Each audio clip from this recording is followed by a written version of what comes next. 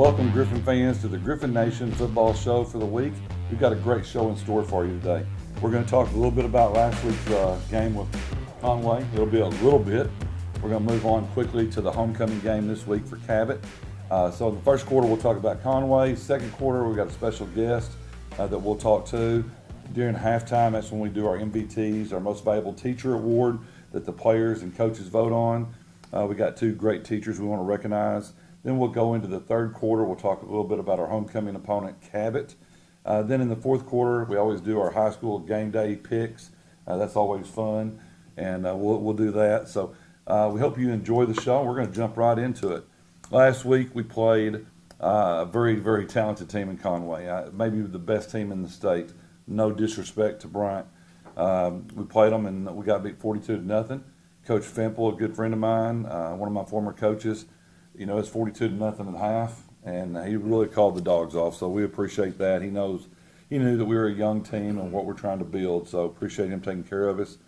But let's jump into it, Ray, and let's talk a little bit about the defensive performance last week. Well, one player that stood out was Gryphon Jones. Gryphon had 15 tackles. Wow. Our highest number of the year, and a lot of those were in the first half against their main guys. He really took coaching last week and did what he was supposed to do. Conway makes you defend the whole field. You got to defend the whole 100 yards vertically and the whole 53 and a half side to side. So, what they do is impressive, and I do appreciate Coach Fimple and Coach Kelly calling the dogs off pretty early.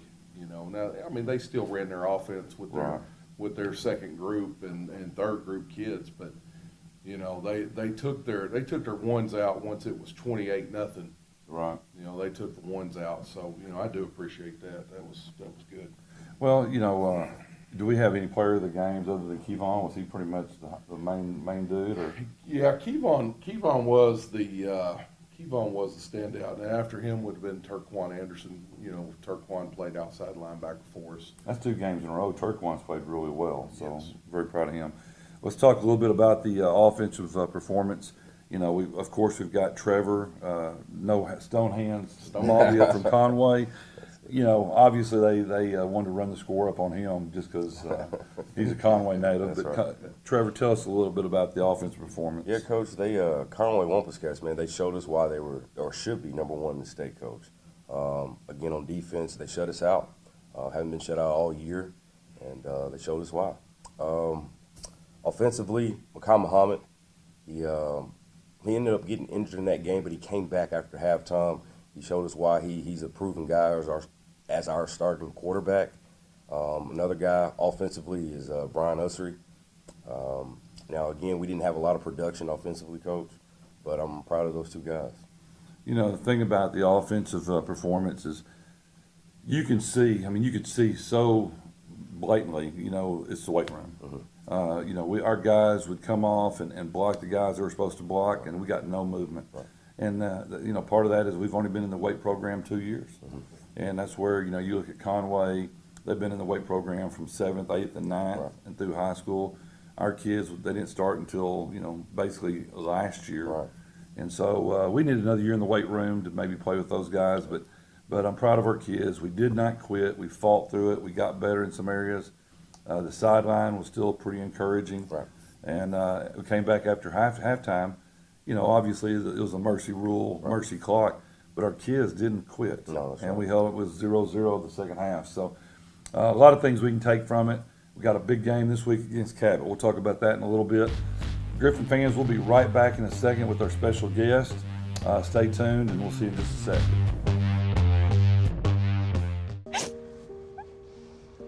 Oh, sweetie. Okay, you know what? Let's take off his sweatshirt. Get rid of pictures of him. You don't have to look at him. Goodbye, Dave.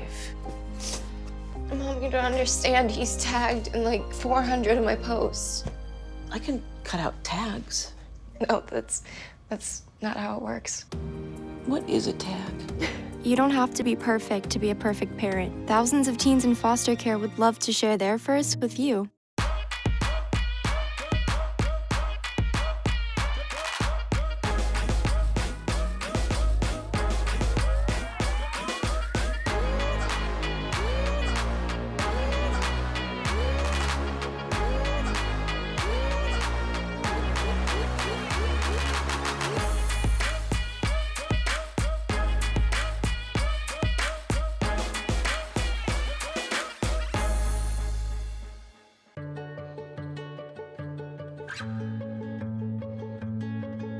I feel like her heartbeat is like same speed as mine.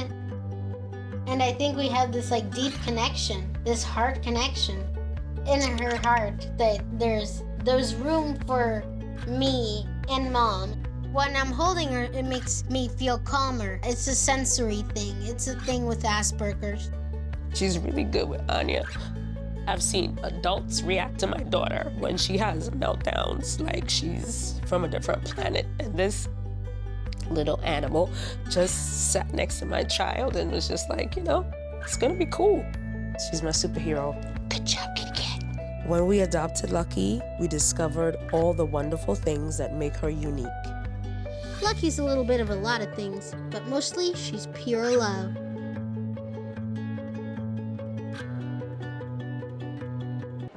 The black truck? Hey, Christina from accounting. Yeah, hi. Hey, I used to date a girl named Christina. Oh, really? Yeah, and then she dumped me for my best friend. You want to see some photos of them that I took? I don't. I thought we talked about this, buddy. Buzzing overshared again? Yeah. Yeah. I'm gonna call a car. That's a smart idea. So yeah, I know, that's why I did it. Hey, you're gonna get back to the top of the mountain. Does that mean I'm gonna get back with Christina? No. Oh. No. Welcome back, Gryphon fans, to the second quarter of our show. During this quarter, we always kind of talk with a special guest. And this week we got a special guest. To me, she's the head coach of my team, and that's CJ, Mama Gryphon Patton. So CJ, thank you for being on the show with us. Thank you for having me. You've been in the nursing field for 28 years. Tell us why you kind of got into nursing. I just want to be able to help others and to hopefully make a difference in their life. You've been a head coach's wife for a while. Tell us what it's like to be a coach's wife. It's very busy, but it's very rewarding, just the people you meet. And probably being the head coach's wife to me is easy, right? Because I'm an easy guy to get along with. I don't know about that, no. Well, tell us about this. Where did the nickname Mama Gryphon come from? Well, it started in 2020, when you first started here as the head football coach. Mr. Burton was the principal here at the time, and we called him the head Gryphon. Right. And he started calling me Mama Gryphon. And our former player, Jordan Harris, he was a senior that year, he started calling me Mama Gryphon, and it just took off from there. If you ask most of our players, they would have no clue your name was CJ. All I don't think they know. They just know Mama Gryphon. So, being a Mama Gryphon, being a coach's wife, what's it like to be a mom, a football mom to 100 kids every year? It's the best feeling ever to watch them grow as a team, to be there for them, through the wins, the losses, and the hugs are the best. Awesome. All right, so what do you do outside of football? I know this guy keeps you busy, but what do you do outside of football? Any hobbies? I know, you've got grandchildren. What? I love spending time with family, and when I have time, especially during off season, I love to go thrift shopping, vintage shopping. And I'll say this to the fans out there that, a couple of months ago, right, she comes to me, she goes, I want to redo the kitchen. I'm sitting there going, gosh, it's $5,000-$10,000. What are we doing here? She goes, no. She goes, I'll take care of it, and I'm gonna do it through vintage thrift shopping. She did our entire kitchen for probably about $500, and I'm bragging on you. It really looks good. So she's pretty good at it. Tell us about the granddaughters. There are our pride and joys. We have Maya, who is 5 and is in kindergarten. She's very intelligent and outgoing. Then we have Chanley. She's 4 and in pre-K. She's our entertainer. She is, no doubt about it. And then our newest is Maggie. She's almost 3 months old, and she's just where she's showing her personality. Isn't it great being a grandparent? I know, it's amazing. To all the parents out there, it gets better, I promise you. When you get to be a grandparent, you can spoil them, do whatever you want with them, and then send them home. And that's the best thing about it. Talk about, you've been at Southwest with me for 3 years at 2020. What's some of the best things or your favorite thing about Southwest since we've been here? There's a few things. My favorite is probably the facilities here are state of the art, beautiful. Makes me wish I was in high school. Yeah, no doubt about it. And then, of course, the coaches' families, meeting the faculty, staff, making friendships there, and then our boys. Yeah. Just being in their lives. CJ, I want to call you babe, but CJ, trying to keep it professional. Thank you for being on the show with us today, and speaking on behalf of all the players, we're very appreciative for everything you do and all the snacks and everything else. Just keep it up. We love you to death. Okay. Go Griffins. All right, Gryphon fans, we'll be back in just a little bit with our halftime show, talking about our MVTs. We've got two great ones today, and Miss Thorns and Miss Harshaw. So we'll do our MVTs. In the third quarter, we'll talk about the Cabot Panthers. We'll be right back. If I could go back and change it all, I would. I think I'm gonna miss you the most.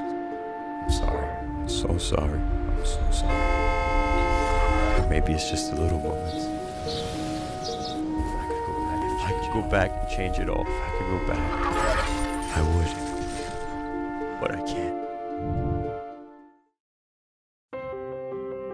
When I first saw Turtle, my heart was full. Now anything but lonely. We had this like deep connection, this heart connection. He just wants to be close to you and part of your life. Every day with Turtle is a perfect day. When I'm holding her, it makes me feel calmer. I think everything he does shows how much he loves us. When we adopt a shelter pet, we discover they're a little bit of a lot of things. But they're all pure love. It takes less than 1 minute to find out if you may have prediabetes. You can do it here. But you probably won't. You're busy. Kids, work, show coming back in 48 seconds. So let's do this now. Hold up one finger if you're a man, women, 0. 3 more fingers if you're over 60, 2 over 50, 1 over 40. If you're not sure, keep in mind you're sitting on a couch right now, so 1 more finger if you're not very active. 1 finger if yes, 0 if no. 1 yes, 0 no. Next, find the body type that looks most like you and hold up that many fingers while I look around awkwardly.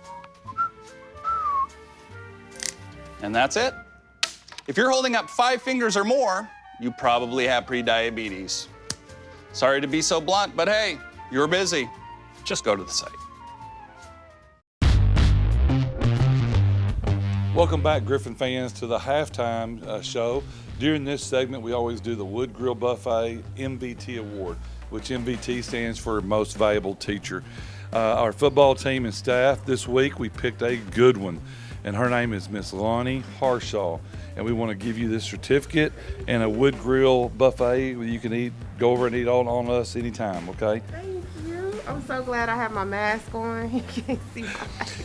She's got, don't let that mask fool you. She's a beautiful lady that does great work with our kids, and we just want to say appreciate it. Thank you so much. Thank y'all. Go Gryphons. Yes, go Gryphons. Welcome back, Gryphon fans, to the third quarter. Hope you enjoyed our halftime show with our MVTs. Here in the third quarter, let's talk about the Cabot Panthers. This is our third homecoming here at Southwest. We've had a lot of things going on this week for our kids. It's exciting to see our kids, who really doesn't have a lot of tradition at a new school, kind of enjoy the homecoming festivities. So we're excited about that. But the main thing always about homecoming is the game. And so we're playing the Cabot Panthers. They're ranked number 4 in the state.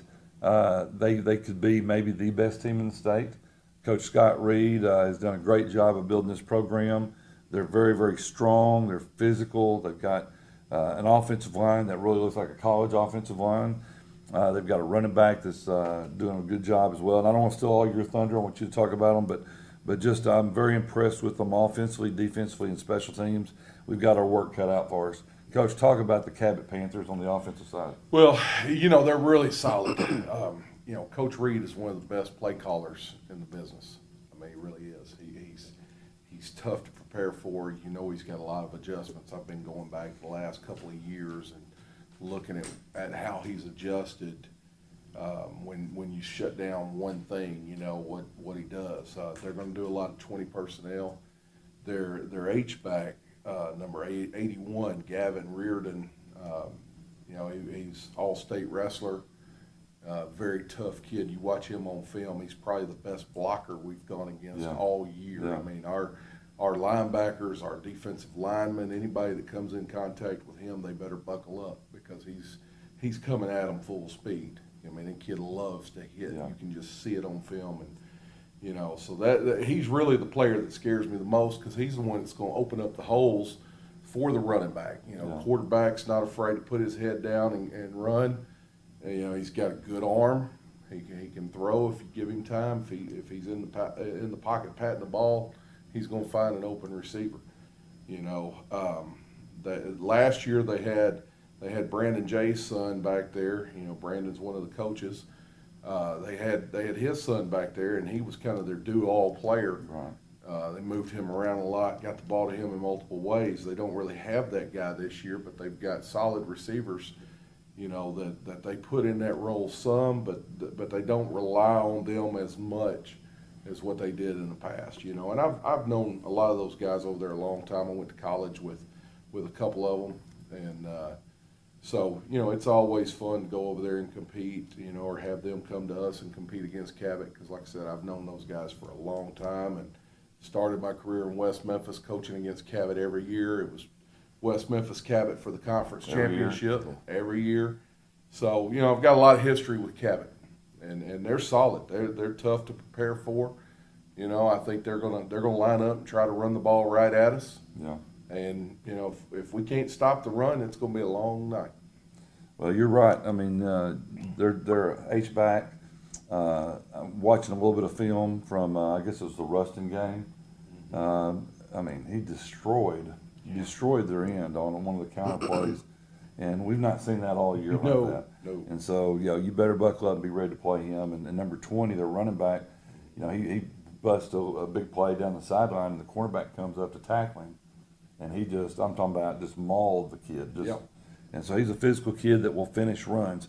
Let's talk a little bit about If there's a school in the state of Arkansas that knows how to stop the dead T, that's right. It's Cabot. Cabot. They've gone against Coach Malham's offense for 30 years, and so a lot of those guys are still there.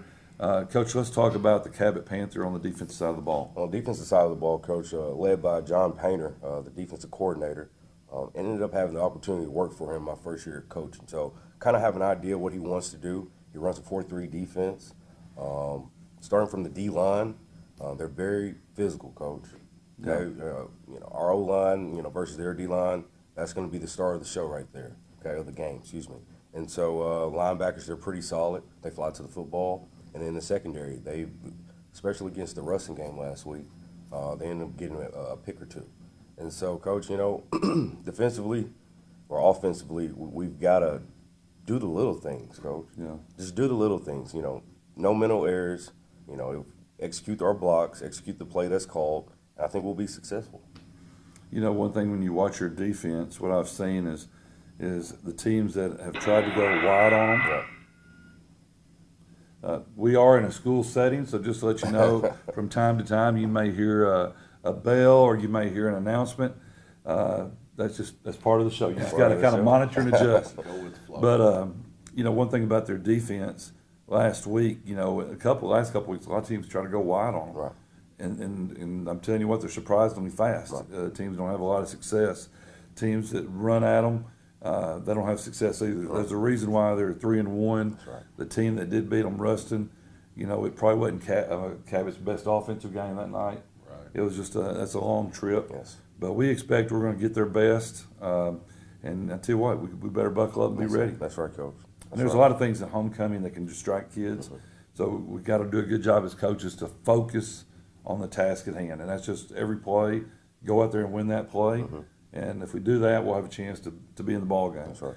We'll be right back in the fourth quarter. We'll talk about some of the teams in our conference and on our schedule and how they've done. And we'll do some pick-ems. So we'll be right back for the fourth quarter. Stay with us. This is the story of a boy who was very sensitive to lights and sounds. So he built secret hiding places where nothing could get in. The boy didn't like looking people in the eye. It made him feel uncomfortable. One day, he found out he had something called autism. his family got him help. And slowly, he learned how to live with it better. Early intervention can make a lifetime of difference. Learn the signs at autismspeaks.org. Hey, let's check out this park.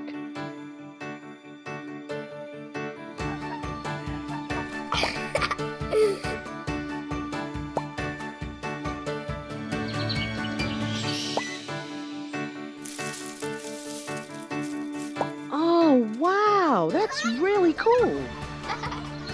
To find a great local park or forest near you, go to discovertheforest.org. If I could go back and change it all,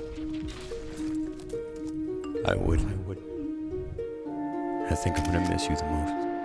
I'm sorry. I'm so sorry. I'm so sorry. Maybe it's just the little moments. If I could go back and change it all, if I could go back, I would. But I can't.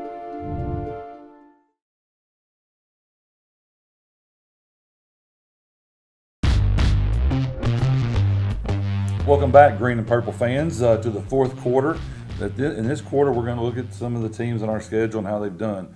Coach, why don't you start off and tell us about the Rogers Mounties? Man, Rogers is 4-0. Okay, they're playing Fayetteville. Now, that's a big one. It is a big one. I've seen Fayetteville on film against Cabot. I've seen Fayetteville on film against North Little Rock. And I think Fayetteville's got their hands full now. I think the Rogers Mounties are going to go to 5-0. Oh, wow. I think Rogers is for real. I think this is the best Rogers team they've had since probably 05 when they had Lee Zimba and I can't remember Kirby the quarterback. Norwood. But I think this is probably their best team they've had, in 15 years, 16 years. So, Wow. I think Rogers moved 5-0. Well, I tell you what, I know when I was at Fayetteville, we never lost to Rogers. I mean, I say that we were like 13-2 against them, but the mentality was we just didn't lose to Rogers. But I know Rogers, after playing them, they're a lot better than we probably thought they were going to be this year. A lot. And they're a top 10 team without a doubt, and Fayetteville's playing well, so it's going to be a great game. Coach, tell us about the Rogers Heritage War Eagles. Rogers Heritage War Eagles. They're 2-2, Coach, and they play Harbor this week. 7A West matchup. Coach, I'm gonna end up taking the Rogers Heritage War Eagles. Whoa, that's I'm a big taking one. it's an upset this week, Coach. It's an upset. Well, and I'll say this: Harbor's not been playing very well. No, they haven't. But Heritage last week they played Springdale High, and that game there was huge on pretty much deciding who goes to the playoffs. That's right. And it's hard to say that in week 4. Yeah. But Springdale beat Heritage, and so put Heritage kind of behind the 8 ball a little bit. Well, you got to think that last playoff spot is going to come down between Southside, Heritage, and Springdale. Yeah, right. You're exactly right. Last year it was week 10 between Springdale and Southside, and Southside ended up winning the game. Yep.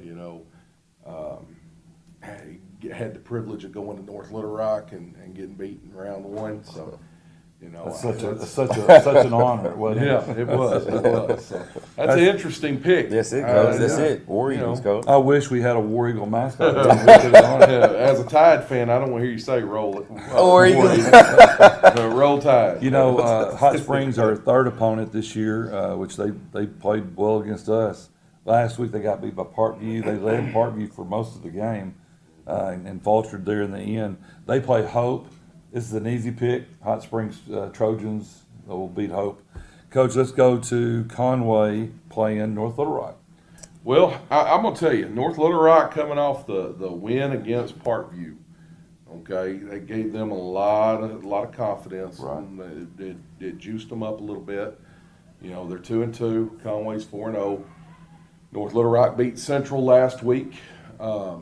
Blowout. Sounds like you're leaning towards North Little Rock. And no, I can't go there. I still think Conway's #1 team in the state. And as much as I know that those kids over at North Little Rock are going to prepare hard, I think Conway's just got way too much firepower. I know they're not #1 until they beat #1, and Bryant still has that.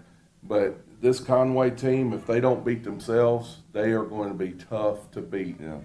All season. There's 2 teams. I've said it time and time again. It's Conway and Bryant. Yeah.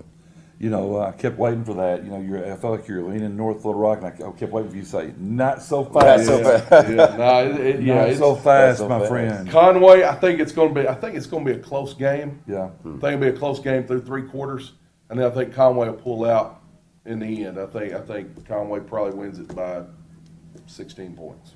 And that's such a big rivalry game. Okay. They don't like each other much. I mean, it's going to be a dogfight. Talk to us, Coach, a little bit about the Bryant Little Rock Central game. Going to be a dogfight? Coach, dogfight. I mean, Central fans, I'm sorry about that, but no one team in the state of Arkansas, okay? They're dominating offensively, dominating defensively. Coach, I mean, I think it'll be over by second quarter. Yeah. Bryant's 3-0. Central hasn't won a game right now. Central has some things to work on, but taking Bryant Horns. What quarter did you say? How long? How many quarters? Coach, maybe the first quarter. Yeah, I think that it's going to be tough. I mean, it's like you said, Bryant's probably going to come out and put up a lot in the first half, and they'll be playing their JV team in the second half. That's right. And we've been there, so Central fans don't, by no means am I trying to be disrespectful. We're all kind of in the same boat there. Let's talk about Jonesboro and Northside. That game's huge. Huge in the playoffs picture because you got 4 teams. Being realistic, you've got Bryant, Conway, North Little Rock, Cabot. Those are kind of your top 4 teams. Now I do think that some teams that are in the lower 4 can still upset and beat some of those top teams. Yes. But of those teams in the lower 4 right now, us, Central, Jonesboro, and Northside, 2 of those 4 teams are going to the playoffs. Right.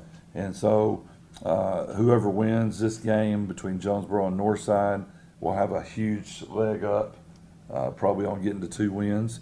And the team that loses it is going to be a dogfight. That's right. Well, sorry, Coach, but yeah, and both these guys are 1-3. Yeah. Both of them are 1-3. I've seen both of them on film. I've got to lean toward the Grizzlies. Yeah. I think just the 7A experience. I think they've played tougher teams. I think Northside is probably the better team right now. But they're really close. That game could go either way. Yeah. Well, I know Randy Coleman at Jonesboro, and that guy's a heck of a coach, and he's going to get the Jonesboro team turned around. Going from 6A to 7A is a huge jump, and in this conference, it's no joke. No. And so, I think it's going to be a close game. Really, it's going to be a close game. I don't know where they're playing at, who's home, but I'm going to say whoever the home team is has probably got the advantage. So I would try, because you got to travel across the state. So I would say that the home team could prevail, but it's going to be a close game. And so, if they're playing in Fort Smith, Northside definitely has the edge. It's tough to go to Mayo Thompson Stadium and get that little bitty locker room that's probably about the size of this conference room right here, and put 60 kids in there, with one toilet over in the corner and try to keep your team focused. And you got to put half of them outside the room. And, it's a tough environment to go into and play. I know I've coached there, 6, 7, 8 times, and I've taken #1 teams in the state there.